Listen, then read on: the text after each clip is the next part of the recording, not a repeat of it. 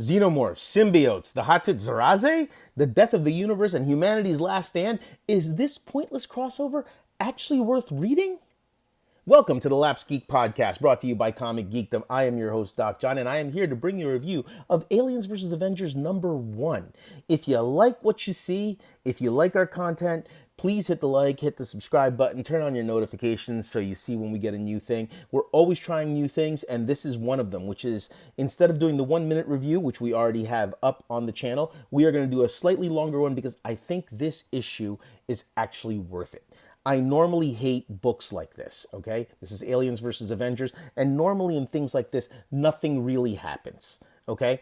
It's like Batman versus Predator, okay? You know that Batman is not going to lose to Predator number 372, okay? Batman's going to survive it. Now, it might be a good fight. They might do something cool, but it's generally just not really worth anything, okay?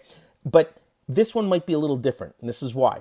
We start in space where some Shi'ar scientists are impregnating alien species with facehuggers, but the Kree apparently can't house facehugger or xenomorphs, but the Skrulls are the best at it. Ships come out of nowhere. The ships turn out to be Wakandan. They take over the science vessel, and suddenly we're in the future. What? Wakandans are a spacefaring race. So this is interesting because now things can happen.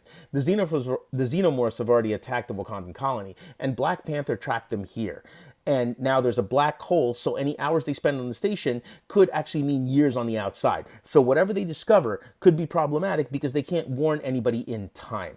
They take down some xenomorphs, they get the scientists, and they discover they're not actually Shi'ar at all, but they're the artificial people from the alien universe, which also adds something cool, and they have some kind of grand design, which means seeding these worlds with the xenomorphs and taking them over.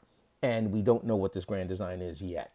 So Black Panther beheads the robot. He fears that survival may be the only thing that humanity has left. The robot seeded worlds like Earth, and with 4 alien queens and like 12 soldiers, and this basically just, nobody could stand up to this. The Earth fell. The mutants left Earth. This was still apparently his plan.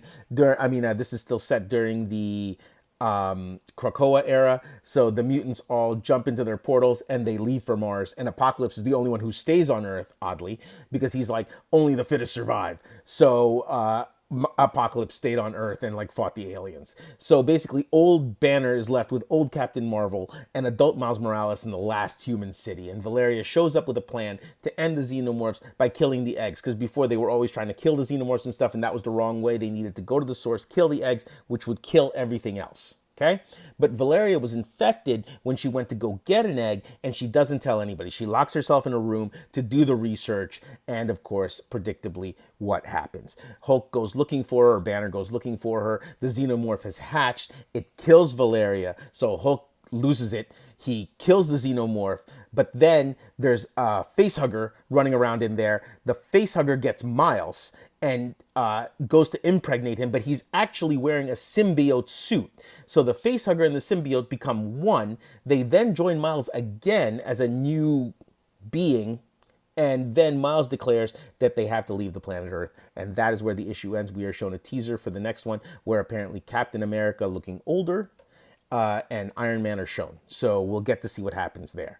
So the issue has no reason to be as good as it is, but it is definitely worth checking out if you like the Aliens franchise, you like the Avengers, and you like something like this, because obviously most people have already died by the first issue, and anything could happen. Whether this is some kind of canon or Earth 6786 or something like that, which will be a future Elseworlds what if kind of world in the multiverse, we'll have to see. Hickman knocks this out of the park. Ribick's art is fantastic as always. I give it a 9 out of 10. I highly suggest you pick it up. It's a very, very fun book. Have a good night.